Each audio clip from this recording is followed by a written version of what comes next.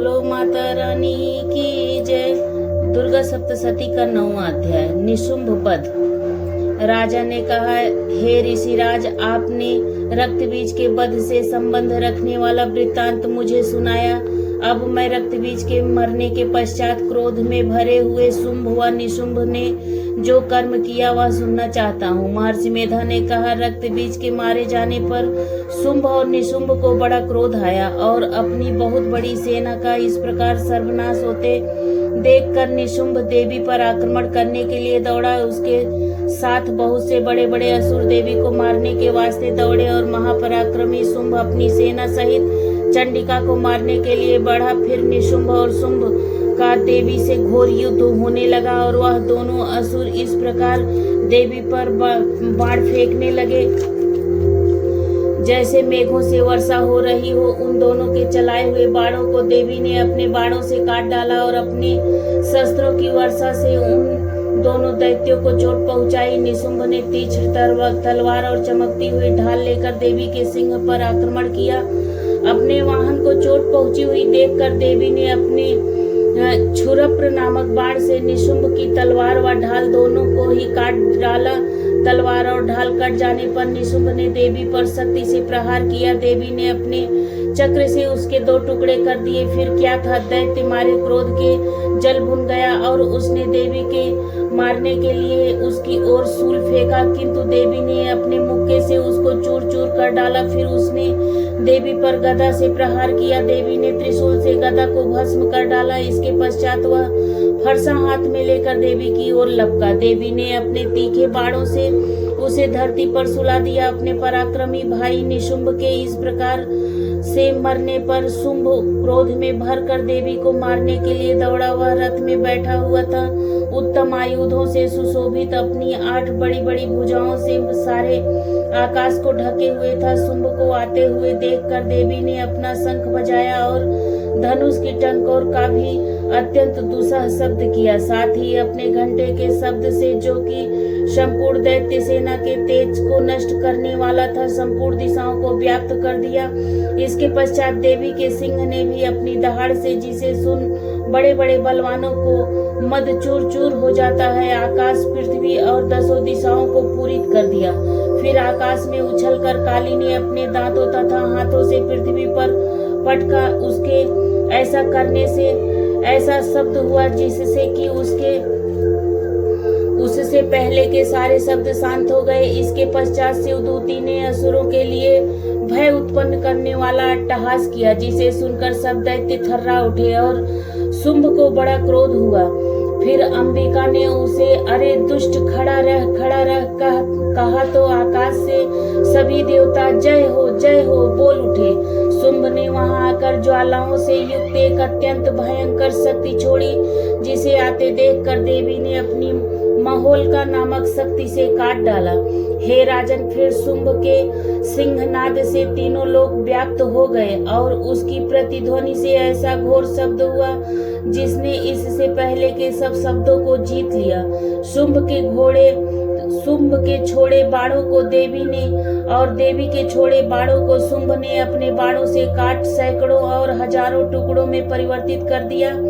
इसके पश्चात जब चंडिका ने क्रोध में भर शुंभ को त्रिशूल से मारा तो वह मूर्छित होकर पृथ्वी पर गिर पड़ा। जब उसकी मूर्छा दूर हुई तो वह धनुष लेकर आया और अपने बाणों से उसने देवी, काली तथा सिंह को घायल कर दिया। फिर उस राक्षस ने 10,000 भुजाएं धारण करके चक्रादि आयुधों से देवी को आच्छादित कर दिया। तब भगवती दुर्गा ने कुपित होकर अपने बाणों से उन चक्रों व बाणों को काट डाला। यह देखकर निशुंभ हाथ में गदा लेकर चंडिका को मारने के लिए दौड़ा। उसके आते ही देवी ने तीक्ष्ण धार वाले खड्ग से उसकी गदा को काट डाला। उसने फिर त्रिशूल हाथ में ले लिया। देवताओं को दुखी करने वाला निशुंभ को त्रिशूल हाथ में लिए हुए आता देखकर चंडिका ने अपने शूल से उसकी छाती पर प्रहार किया और उसकी छाती को चीर डाला। शूल विदीर्ण हो जाने पर उसकी छाती में से एक उस जैसा ही महापराक्रमी दैत्य ठहर जा कहता हुआ निकला। उसको देखकर देवी ने बड़े जोर से ठहाका लगाया। अभी वह निकलने भी न पाया था कि उसका सिर अपनी तलवार से काट डाला। सिर के कटने के साथ ही वह पृथ्वी पर गिर पड़ा। तदंतर सिंह दहाड़ दहाड़ कर असुरों का भक्षण करने लगा और काली शिवदूती भी राक्षसों का रक्त पीने लगी। कौमारी की शक्ति से कितने ही महादैत्य नष्ट हो गए। ब्रह्मा जी के कमंडल के जल से कितने ही असुर समाप्त हो गए। कई दैत्य माहेश्वरी के त्रिशूल से विदीर्ण होकर पृथ्वी पर गिर पड़े और कई बराही के प्रहारों से छिन्न भिन्न होकर धराशायी हो गए। वैष्णवी ने भी अपने चक्र से बड़े बड़े महापराक्रमियों का कचूमर निकालकर उन्हें यमलोक भेज दिया और ऐन्द्री से कितने ही महाबली राक्षस टुकड़े टुकड़े हो गए। कई दैत्य मारे गए, कई भाग गए, कितने ही काली शिवदूती और सिंह ने भक्षण कर लिए। बोलो माता रानी की जय। इस प्रकार 9वां अध्याय समाप्त होता है। 10वां अध्याय शुंभ वध। महर्षि मेधा ने कहा, हे राजन, अपने प्यारे भाई को मरा हुआ तथा सेना को नष्ट हुई देखकर क्रोध में भर कर दैत्य राज शुंभ कहने लगा, दुष्ट दुर्गे, तू अहंकार से गर्व मत कर, क्योंकि तू दूसरों के बल पर लड़ रही है। देवी ने कहा, हे दुष्ट, देख, मैं तो अकेली ही हूँ इस संसार में, मेरे सिवा दूसरा कौन है? यह सब मेरी शक्तियाँ हैं। देख, यह सब की सब मुझ में प्रविष्ट हो रही हैं। इसके पश्चात ब्रह्माणी आदि सब देवियां उस देवी के शरीर में लीन हो गई और देवी अकेली रह गई। तब देवी ने कहा, मैं अपनी ऐश्वर्य शक्ति से अनेक रूपों में यहाँ उपस्थित हुई थी। उन सब रूपों को मैंने समेट लिया है। अब अकेली ही यहाँ खड़ी हूँ, तुम भी यहीं ठहरो। महर्षि मेधा ने कहा। तब देवताओं तथा राक्षसों के देखते देखते देवी तथा शुंभ में भयंकर युद्ध होने लगा। अंबिका देवी ने सैकड़ों अस्त्र शस्त्र छोड़े। उधर दैत्यराज ने भी भयंकर अस्त्रों का प्रहार आरंभ कर दिया। देवी के छोड़े हुए सैकड़ों अस्त्रों को दैत्य ने अपने अस्त्रों द्वारा काट डाला।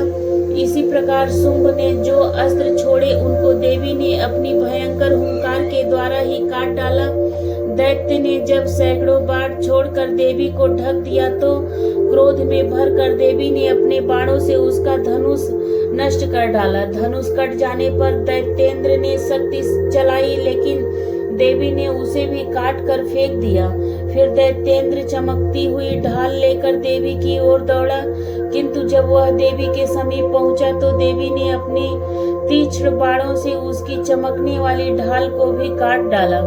फिर दैत्येंद्र का घोड़ा मर गया, रथ टूट गया, सारथी मारा गया। तब वह भयंकर मुग्धर लेकर देवी पर आक्रमण करने के लिए चला, किंतु देवी ने अपने तीक्ष्ण बाणों से उसके मुग्धर को भी काट दिया। इस पर दैत्य ने क्रोध में भरकर देवी की छाती में बड़े जोर से एक मुक्का मारा। दैत्य ने जब देवी को मुक्का मारा तो देवी ने भी उसकी छाती में जोर से एक थप्पड़ मारा। थप्पड़ खाकर पहले तो दैत्य पृथ्वी पर गिर पड़ा, किंतु तुरंत ही वह उठ खड़ा हुआ। फिर वह देवी को पकड़कर आकाश की ओर ले उछला और वहां जाकर दोनों में युद्ध होने लगा। वह युद्ध ऋषियों व देवताओं को आश्चर्य में डालने वाला था। देवी आकाश में दैत्य के साथ बहुत देर तक युद्ध करती रही। फिर देवी ने उसे आकाश में घुमाकर पृथ्वी पर गिरा दिया। दुष्टात्मा दैत्य पुनः उठकर देवी को मारने के लिए दौड़ा। तब उसको अपनी ओर आता हुआ देखकर देवी ने उसकी छाती विदीर्ण करके उसको पृथ्वी पर पटक दिया। देवी के त्रिशूल से घायल होने पर उस दैत्य के प्राण पखेरु उड़ गए और उसके मरने पर समुद्र, द्वीप, पर्वत और पृथ्वी सब कांपने लगे। तदंतर उस दुष्टात्मा के मरने पर संपूर्ण जगत प्रसन्न व स्वस्थ हो गया तथा आकाश निर्मल हो गया। पहले जो उत्पात सूचक मेघ और उल्कापात होते थे वह सब शांत हो गए। उसके मारे जाने पर नदियां अपने ठीक मार्ग से बहने लगी। संपूर्ण देवताओं का हृदय हर्ष से भर गया और गंधर्वनियां सुंदर गान गाने लगी। गंधर्व बाजे बजाने लगे और अप्सराएं नाचने लगी। पवित्र वायु बहने लगी, सूर्य की कांति स्वच्छ हो गई, यज्ञशालाओं की बुझी हुई अग्नि अपने आप प्रज्वलित हो उठी तथा चारों दिशाओं में शांति फैल गई। बोलो माता रानी की जय। इस प्रकार से 10वां अध्याय समाप्त होता है।